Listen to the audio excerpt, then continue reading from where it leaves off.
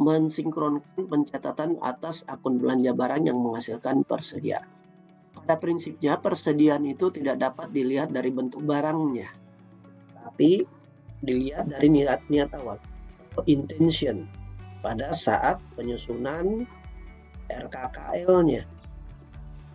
Sehingga untuk barang-barang yang memang direncanakan habis pada suatu kegiatan, itu tidak dilakukan dari belanja barang persediaan dan tidak menjadi barang persediaan. Suatu barang dapat digolongkan sebagai barang persediaan apabila perencanaan pengadaan barang tersebut bersifat kontinu dan berkelanjutan. Nah, ini kata kuncinya. Kontinu dan berkelanjutan. Bukan habis dalam satu kegiatan. Bedakan ya. Maka dia barang persediaan. Tidak hanya satu kali kegiatan saja.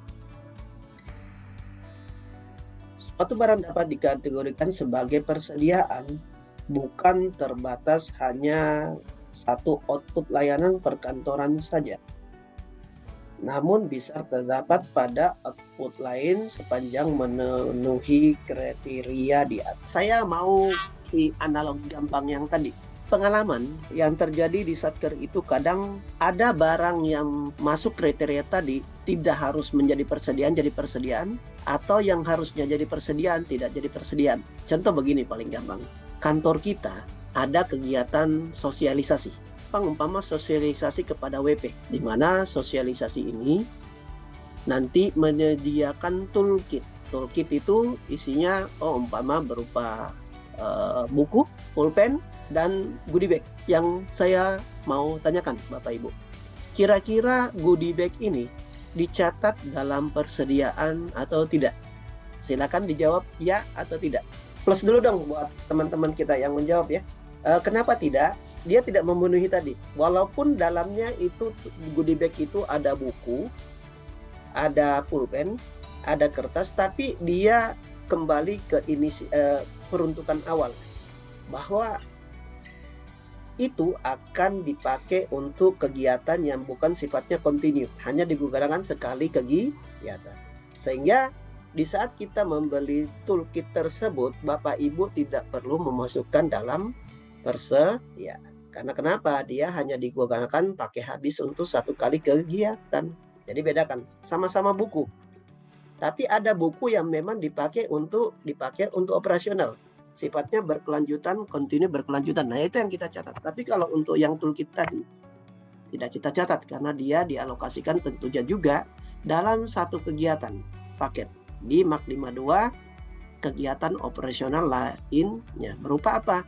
Kegiatan sosialisasi kepada wajib pajak. Barang boleh sama tapi kita lihat peruntukannya. Yang kedua kita lihat kontinuitasnya. Apakah dia hanya untuk satu kali kegiatan atau dia memang kegiatan yang sifatnya kontinu.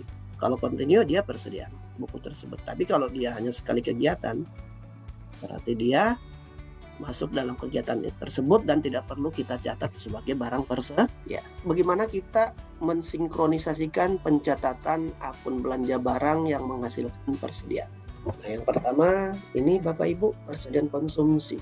Mata anggarannya itu ini 521811. Karena dia di sini kontinu berkelanjutan dan tidak habis dalam satu kali kegiatan, maka setiap perolehan atau mutasi barang ini dicatat dalam aplikasi persediaan. Contohnya apa? Kita beli APK, bahan cetak, atau alat-alat rumah, kain pel, sapu, nah itu semua sifatnya persediaan. Kita bedakan dengan yang kedua ini, belanja bahan. 521211. Di sini dikatakan perencanaan pengadanya hanya sekali kegiatan saja. Jadi dia habis dalam satu kali kegiatan tersebut. Nah, ini contohnya seperti tadi. Nah, ini tadi tidak dicatat dalam aplikasi persediaan setiap terjadi transaksi. Nah, hanya saja yang perlu kita perhatikan dalam hal terdapat aset dicatat di dalam aplikasi.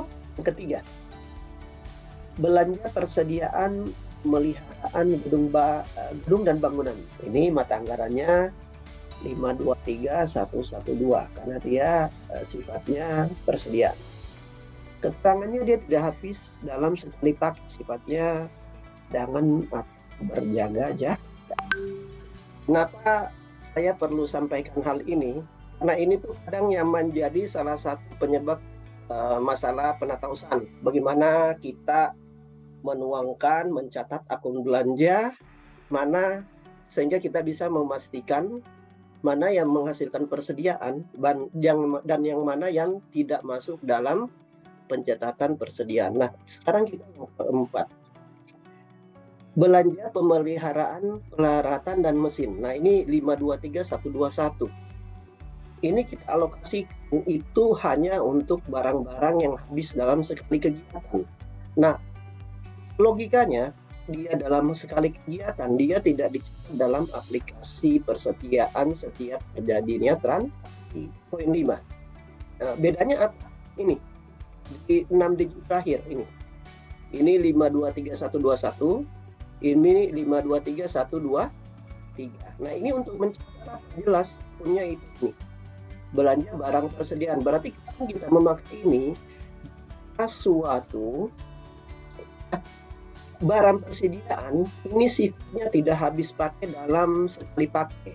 Jadi dia sifatnya ini cadangan ya, atau dalam rangka berjaga kita bisa gunakan ini. Jadi bedakan antara ini dengan ini. Mata anggarannya pun berbeda.